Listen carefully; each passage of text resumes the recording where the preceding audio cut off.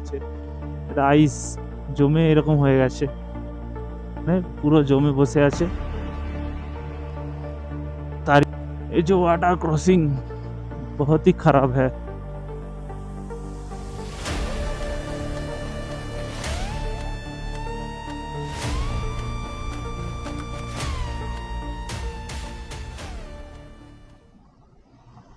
So আমরা এখন যে রাস্তা দিয়ে যাচ্ছি, রাস্তাটা কমসে কম বহুত উঁচু, আর মাঝে মাঝে এই যে সাদা সাদা গুলো দেখা যাচ্ছে বরফ জমা, এটা পুরো একদম বরফ জমে আছে। এই যে এইটা দেখা যাচ্ছে, এটা আইস জমে এরকম হয়ে গেছে, এগুলো পুরো আইস।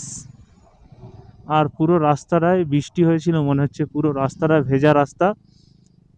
যেটা রাস্তাটা পেরিয়ে এসেছি সামনের দিকে, মানে পিছনে ফেলে এসেছি যে রাস্তাটা, বহুত খারাপ রাস্তা। আর এই যে ওয়াটার ক্রসিং, এই যে ওয়াটার ক্রসিং বহুত হি খারাপ হ্যাঁ, কারণ নিচে কিরকম অবস্থা থাকে বুঝতে পারা যায় না উপর থেকে।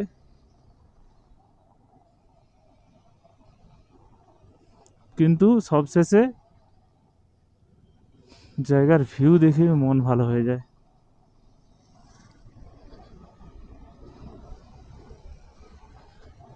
এগুলো সব বরফ পুরো জমে পাহাড়ের মতন হয়ে গেছে।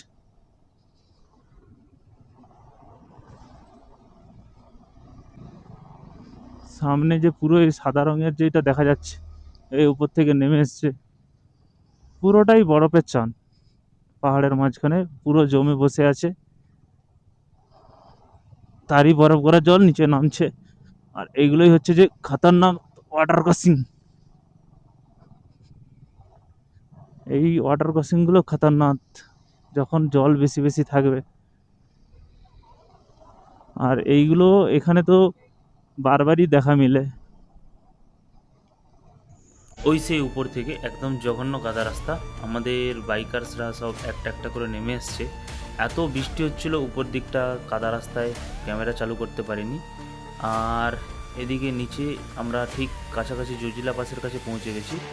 আর এখান থেকে সাইডের ভিউটা দেখো, দারুণ অসাধারণ সুন্দর। এখানে একটু দাঁড়িয়েছি, আবার রাইড শুরু করব আমরা।